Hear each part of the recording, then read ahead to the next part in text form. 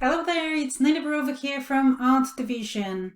Last week I spoke about how to choose the topics for your blog articles based on your ideal customer's intent and context. Yesterday I covered the 3 steps in a marketing funnel, which is awareness, evaluation and conversion. And we covered the fact that 2 of the best types of content for the awareness phase that you can use in your business is blogging and social media marketing. So today I want to focus on calls to action for top of the funnel for the awareness phase type content, specifically within blogs. So let's take a look at a few examples. I have actually done some search on estate agents in Guildford, so I'm going to show you a few examples of websites by estate agents within the Guildford area. So here is the first one. This is a blog article from last August. Is Guildford too densely populated? So I can assume that the purpose of this article was to attract buyers who are interested to know if Guildford has too many people living in this area or not, and perhaps to consider Guildford as an area they would like to purchase. So you read through the articles, there's a lot of statistics, there's a little table over here, and let's just say that you're convinced that Guildford is actually a really good place to invest because there are only 14 people per acre in Guildford in comparison to other areas in London where there are 23 people per acre in the London's greater areas, and in Pimlico you have 92 people per acre. So 14 seems quite a reasonable number. So let's just say that I'm interested. Now, generally when you produce content and you have chosen the persona you're going to write this article for, you have looked at their intent and the context. So in this case, I might be researching areas that are not very densely populated. So the intent behind this search is because I'm looking to buy a new place in an area where there's a lot of green space. So you're producing this article to attract me and somehow satisfy my intent in my search. So now you got to think about what is the next logical step for your customer. So I've read this article. What's the next logical step once I have learned the information you've just provided me? Now this article finishes with absolutely no call to action whatsoever other than share on social media.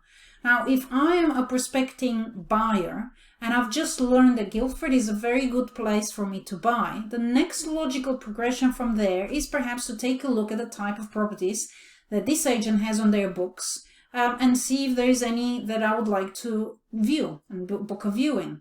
Another progression might be perhaps other articles which are also talking about things to do with Guildford and buying in Guildford, to then progress me to the next phase of me thinking, you know what, Guildford is a very good place and I would like to buy there. So in this case, the agent hasn't really done much to progress the prospect to the next logical step. And I call those articles like a dead-end streets. If you're going to put time and effort into writing anything, at the very least you should think about a proper call to action which will then take people to the next logical step, because you're wasting your time producing probably very good content. Really, the purpose of creating all this content is for you to create a pipeline of prospects and then to convert those prospects into instructions. So when you write articles, have a think about how you can progress them to the next step. So here is another example. So this is an area guide and talks about all kinds of different things for the area. It's got really nice pictures, it's very nicely laid out, so it flows very well. So they've done a very good job from that point of view. And then once I've read that, it gets to local schools, and from here I can choose what kind of schools I want to look at. So clearly this is aimed at families with kids, because I can click on local schools and I can see where those schools are and check on that. And then I can see the properties that they have on their books. And furthermore, I can see more properties. So that is a very logical next step for me. So if I've read a bit about the local area and I've seen more about schools, I now want to see what kind of properties that they have. So the next logical progression from here is to start browsing properties and perhaps to book a viewing with a few of them. So that's a very good way of using this top of the funnel content with a good call to action to progress into the next step.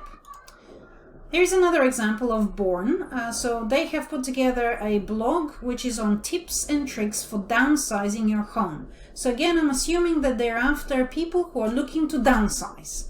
And so if you're looking to downsize, they have put together an article that is giving them a few things that they should perhaps consider. I mean, I generally think that this article is not very well laid out. This space between here is very wide. There's a lot of white space here which is totally wasted. It's not very easy to read this article, and I don't feel that the content of it is particularly impressive. They can do a much better job at the content, but furthermore, the call to action from this article. So if I am someone looking to downsize and I have read the whole article and got to the bottom and actually learned something, the way they're trying to progress me is by saying, are you looking to downsize? Contact your local office today for all your downsizing needs.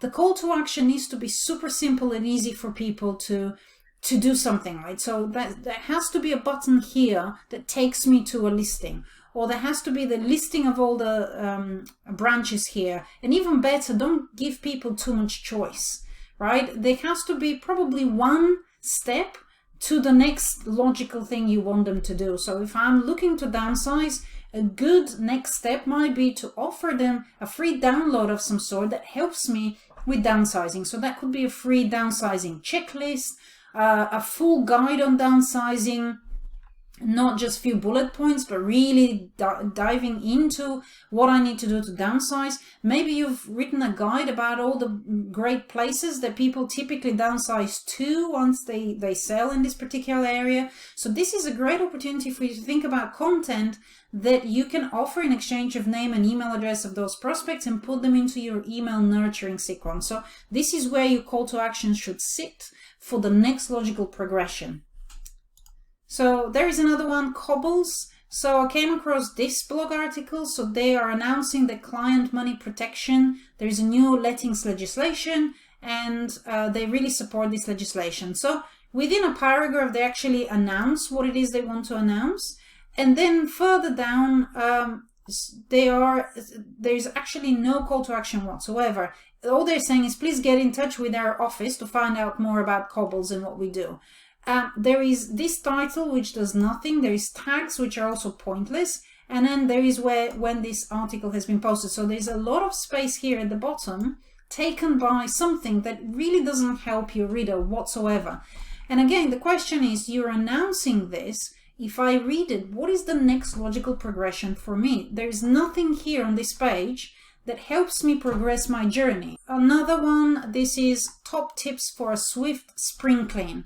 So this one is targeted at sellers. So if you are looking to sell, what they're saying is that now is a great time to spring clean your place before you put your property on the market.